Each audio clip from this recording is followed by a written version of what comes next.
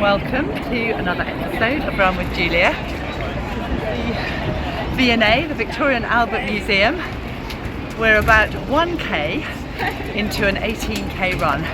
So I'm slightly extending my long runs again because I've got a half marathon in Lisbon at the beginning of October, half marathon in Benidorm at the end of November. I haven't run as many miles this year due to a very expansive work schedule, but now it's begun and we live right in the middle of London. So here it is, the queues, bank holiday, bank holiday weekend, queues of people going into the V&A, slap bang in the middle of London. But as you'll see, if any of you aren't London people, I'm going to be covering parks, canals, the zoo as we go. And to say that Annie, thank you for asking me about my changeability between barefoot into shoes. I've been running barefoot my whole running career from 15 years old as part of my running. I ran on a grass track when I was 15. I used to do my interval training barefoot. Through the 80s I was a marathon runner, but our shoes were super light. They were not unlike what I'm in now. These are Merrill barefoot shoes. So I range between no shoes at all, Skinner socks to give it some protection, these, which are barefoot shoes, then sometimes my body feels like it needs a little bit more, so I'll put on New Balance, can't remember what they are, but they're very nice shoes. And then racing, I like putting on the super shoes, or sometimes I race with none on at all. I've got times that I have for my barefoot racing, which are different PBs to when I put on the Vaporflies, which I feel do give me an extra vroom. So on we go. We're now in Holland Park. It's about 3k into our 18. So here we have a complete change of scene. There are so many parks in London. I love it. I love the London parks. I've lived in all manner of different places throughout my life and had incredible places to run. And I have been in London 5 years and love the London parks. We're now, did I say that? 3k in? Whoops. And Gary, you were asking about whether training for a 10k, the training you're doing, whether you should add more endurance or more speed to your training, which is a speed work on the track on one day, park run easy another day, and shod, and 10k fast, or as fast as, I think it was a fast one, apologies if I've got that a bit wrong, without any shoes on. You're training for your first 10k since 2018, and should you add more speed or more endurance? And I would always say more endurance.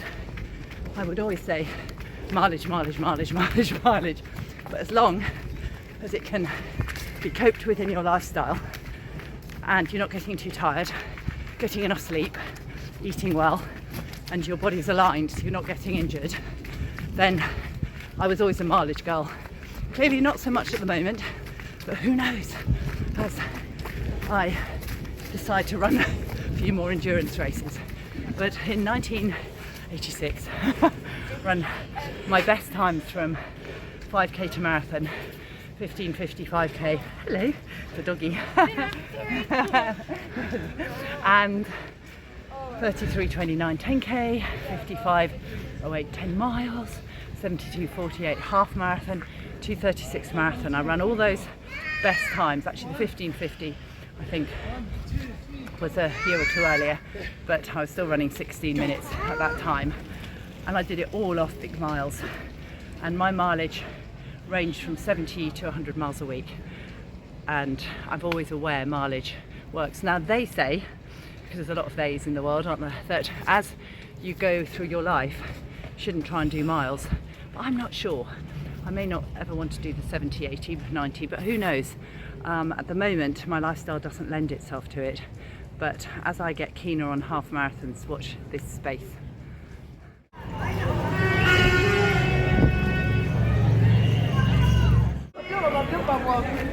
It's so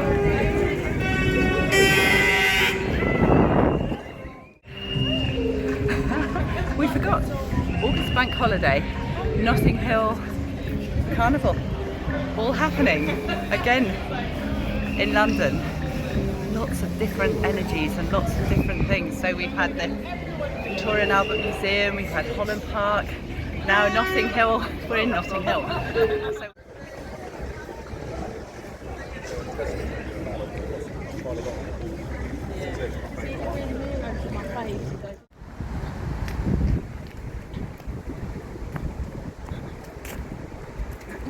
this is Little Venice.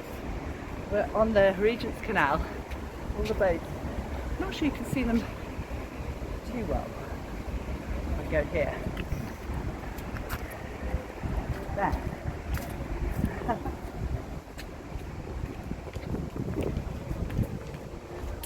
There we are. Little Venice. We are now 7k into our 18k, and the Regent's Canal starts here. It actually turns into something else and goes all the way to Birmingham. I've forgotten what it's called. But this way goes 9 miles all the way to Mile End. And we've run that before when have been doing longer runs. And you come out near Tower Bridge and think, yeah, nodding, kind of work our way back through the city, but not today. Today we're just going for a little stretch of it. Also, just to clarify, that when I did my lots of mileage, always easy. Back in the day we didn't have heart rate monitors, so always conversational, always enjoyable. And I only did 1 or 2 faster sessions a week.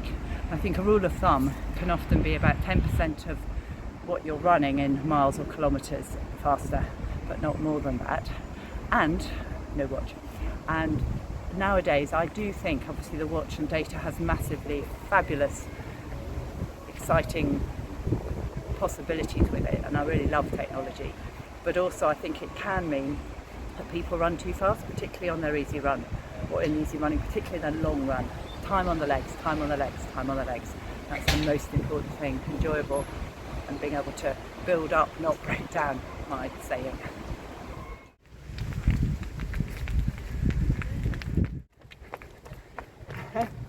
Regent's Canal. It's very quiet today. Sometimes this canal can be very busy at the weekends, but today just a few runners and walkers and summer delight.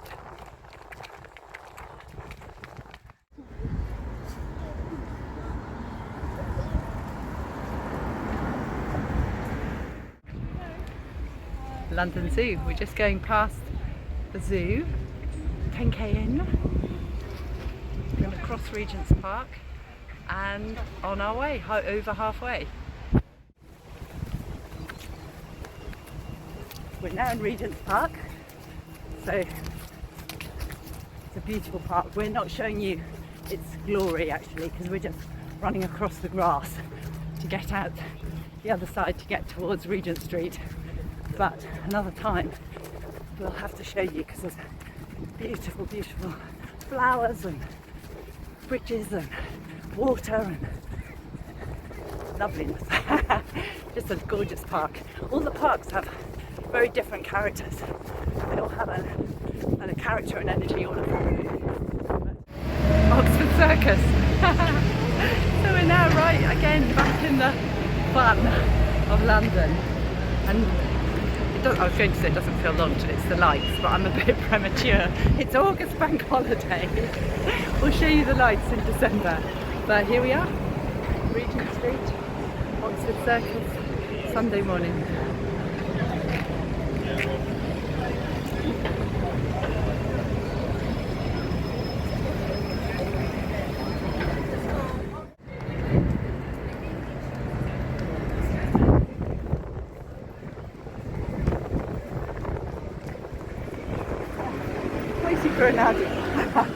Running into Piccadilly Circus now. Yeah, let's go. We are now, I would say, 13, maybe a little bit more K in. And here we are. Piccadilly Circus, there's Eros up there.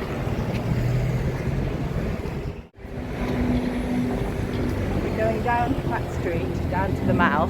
I used to have offices there. It feels like another life. I had my therapy offices there, but lockdown came and my contract ran out during lockdown, and so now I work from home. All my clients come to me, but I used to run in. I used to run in and out, although I'm not sure you'd always call it running out, because I'd kind of come out of my office and go, ooh. But it was often, even so, quicker to run walk home than get a tube. I try to say goodbye and not joking. I try to walk away and I stumble. Though I try to hide it, it's clear. My world comes when you are not there. Goodbye and not joking. I'm sorry. I'd like to put some change in it. It's clear. My world comes when you are not there. And here is my confession. May I be your obsession. Boy, I need.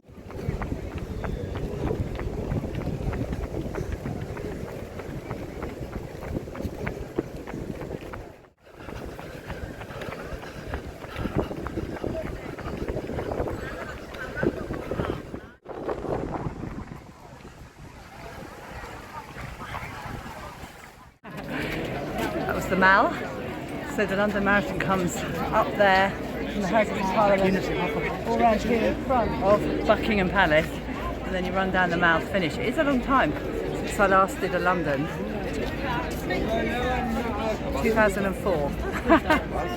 I do remember that final straight. And we are now nearly home. Nearly home, I'd say 3k away. And what a run! I've enjoyed it so much, or I'm enjoying it. Still a little bit more to do. And actually, who knows whether I'll run the Mall that way again. I've had many times going, I'll never run a marathon, but you should never say never. In Sloane Square, so we're essentially finished because we only live 600 metres away, and that was wonderful. Thank you for running with me, and also my left leg today was a bit more restricted and occasional nerviness, and I think that's due to the fact I ran on the track yesterday, but it's something I work with, and fortunately doing videos for you meant that I could stretch it out every few kilometres. And also tomorrow I have an osteopath appointment with a man called Costa, who I met 8 years ago. And I'd been in the mountains and I'd been going up and down a lot, and my sciatica was giving me a trouble, and I was nomadic at the time, and I found him, and I had this insight recently. I said to Nadi, see if he's still in Richmond, because we happen to be in Richmond. Anyway, he is, and so I'm going to have an appointment with him tomorrow, so I'm sure, especially as I want to run more mileage, it would be good to have somebody to help me with the process. So, I will do, as usual, a finale video, but thank you for running a long run with me on a beautiful Sunday August bank holiday.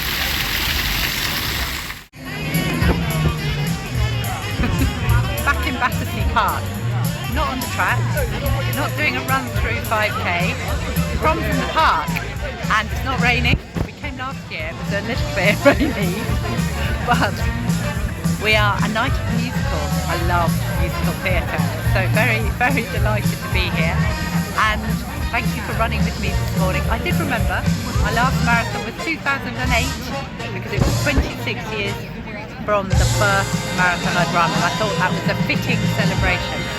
My last London marathon, not my last marathon. And looking forward to running with you again. As always, any questions, any observations, anything you would like to share, please do put here. And I am actually doing a running webinar, just planning it, in December, so that maybe you'll come and see me there. I haven't got it on my website yet, but when I have, I will let you know.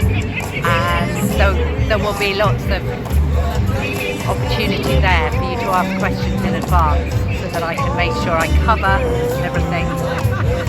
So if you'd like this video, as always, please put the thumbs up, and thank you for subscribing. It's lovely to have all of you following and running with me. So until next time.